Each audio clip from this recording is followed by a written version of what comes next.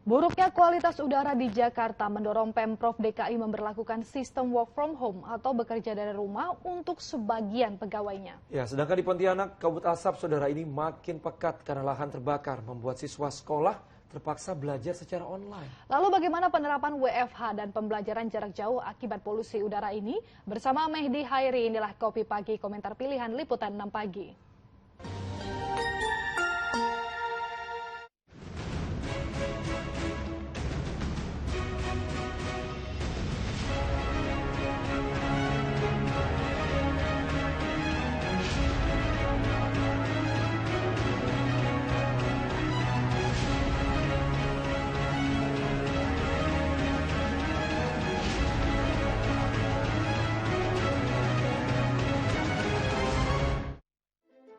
Pemerintah Provinsi DKI Jakarta rencananya akan kembali menerapkan sistem WFH atau work from home untuk sebagian pegawainya. Rencana ini diambil setelah Presiden Joko Widodo menggelar rapat terbatas terkait semakin buruknya kondisi polusi udara di ibu kota dan sekitarnya. Lantas bagaimana masyarakat menanggapi kebijakan sistem WFH ini? Bersama saya Mehdi Riyasdi dan juru kamera Satria Andika. Inilah Kopi Pagi, komentar pilihan Liputan 6 Pagi.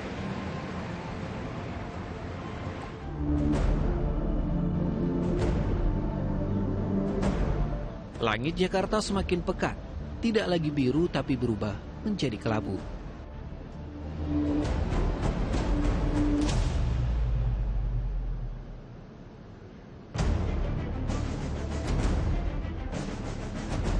Jika merujuk nilai suspend particulate matter atau SPM yang dikeluarkan Badan Kesehatan Dunia WHO, udara di Jakarta belakangan ini menunjukkan masalah serius.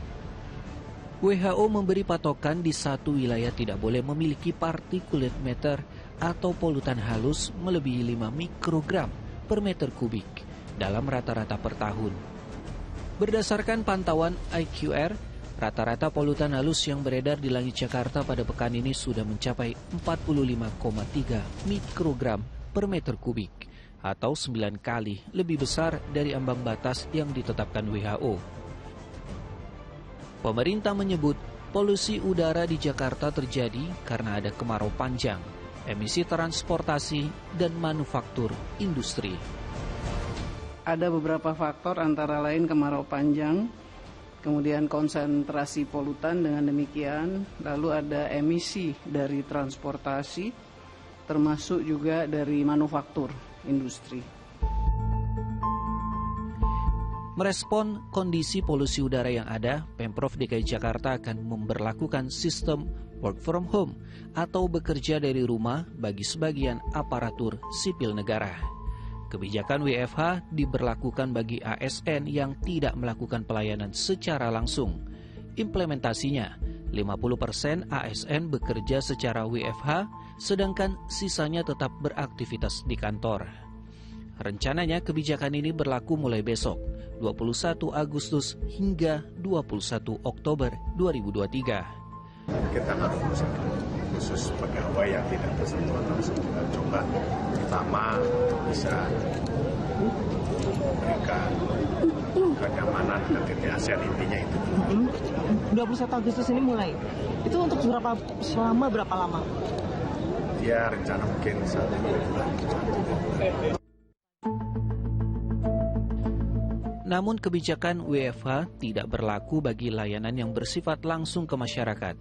Mereka yang melayani masyarakat di rumah sakit, puskesmas, dinas penanggulangan kebakaran, dinas perhubungan, hingga pelayanan di kantor kelurahan tetap harus masuk. Komposisi pegawai yang melaksanakan WFH nantinya akan disesuaikan kembali saat KTT ASEAN berlangsung 4-7 September mendatang. Besar kemungkinan pegawai yang WFH akan bertambah menjadi 75%, sedangkan yang bekerja di kantor tersisa 25%. Sejauh ini kebijakan WFH baru akan dijalankan bagi pegawai Pemprov DKI. Untuk perusahaan swasta, sistem bekerja di rumah masih bersifat imbauan. Selain mengurangi polusi, sistem WFH juga diharapkan mampu mengurangi kemacetan di ibu kota yang semakin hari kian tidak terkendali, baik siang maupun di malam hari. WFH sebenarnya hanya satu di antara sekian perintah jangka pendek yang disampaikan Presiden Joko Widodo.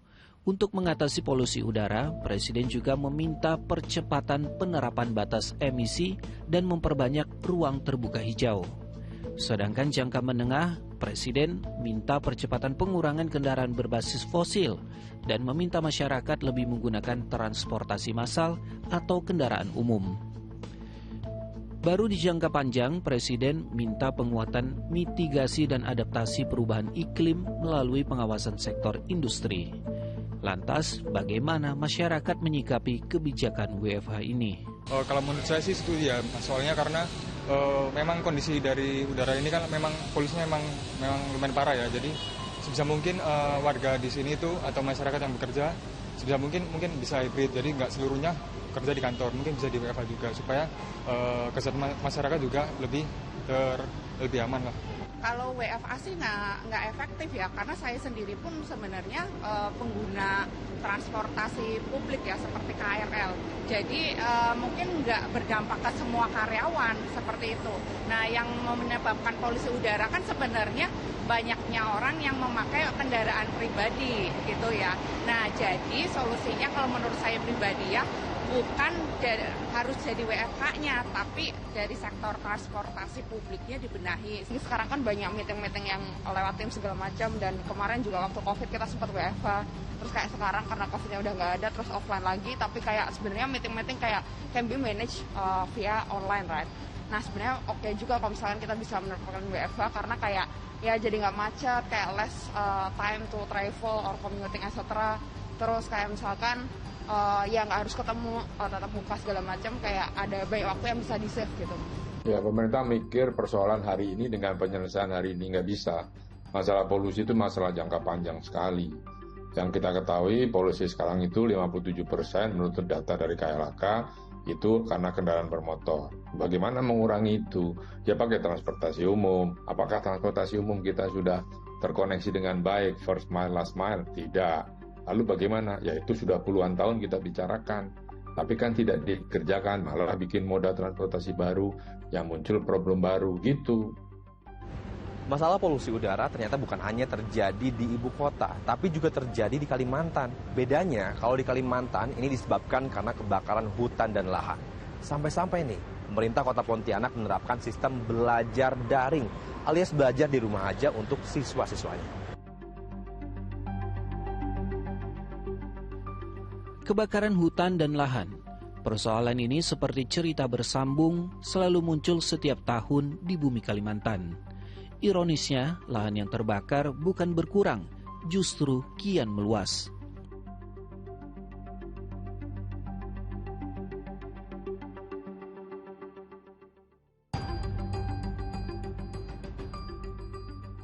Berbagai upaya terus dilakukan, mulai dari pemadaman lahan yang terbakar hingga membuat sekat agar api tidak cepat menjalar. Namun, minimnya pasokan air kerap menjadi kendala untuk memadamkan api.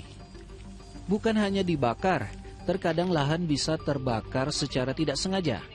Biasanya ini dipicu cuaca panas, sehingga kayu dan ranting yang bergesekan cepat menimbulkan api. Saat ini jumlah titik panas atau hotspot di Kalimantan Barat sudah lebih dari 1.700 titik. Dampak dari lahan terbakar, kualitas udara di Pontianak masuk kategori berbahaya. Penderita infeksi saluran pernapasan akut atau ISPA menjadi terus bertambah. Agar tidak jatuh korban, pemerintah kota setempat minta siswa TK, SD, hingga SMP belajar di rumah. Saya memerintahkan pada Dinas Pendidikan untuk sekolah, terutama TK, SD, dan SMP yang di bawah kewenangan pemerintah kota untuk diliburkan, ya tidak belajar secara offline, tapi tetap belajar tapi secara online. Dengan status kualitas udara yang tidak sehat, masyarakat Pontianak dianjurkan mengurangi aktivitas di luar ruangan, menyalakan penjernih udara dan menutup jendela ruangan untuk menghindari masuknya udara kotor dari luar. Jika terpaksa beraktivitas di luar ruangan, masyarakat diminta untuk selalu mengenakan masker. Selain mengimbau, pemerintah dan penegak hukum diminta tidak ragu untuk menindak tegas para pembakar lahan di bumi Kalimantan. Tapi kalau memang tidak ada alasan yang genting, saya tidak setuju untuk pembelajaran daring.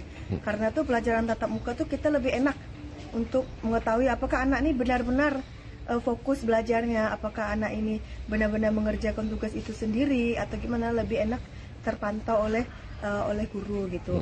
Nah, kalau pembelajaran daring juga itu pun kita tidak boleh juga asal-asalan kayak sekedar memberi tugas. Ya setujulah kalau kami, karena kan berbahaya untuk kesehatan. Tapi ya ngomong situ, kami kan juga sekolah juga. Sekarang saya kan udah nggak ada anak-anak, anak-anak udah pada besar, ya kita situ saja. Kurang setuju karena tidak efektif ya, kalau belajar di rumah tuh banyak mainnya. Kalau di sekolah kan dia lebih fokus belajarnya. Terus gimana nih Bu harapannya untuk pemerintah? Tiap tahun kita asap terus nih. Mohonlah kepada pemerintah nih untuk ditindak tegas ya, tindak lanjuti kepada yang bakar lahan nih. Ini kan udah kayak gini nih, ini banyak yang sesak, banyak yang sakit. Pertama kesehatan, gangguan pernapasan, paru-paru, stres, lalu kalau dari segi finansial tadi, kerugian akibat kemacetan itu sungguh sangat besar.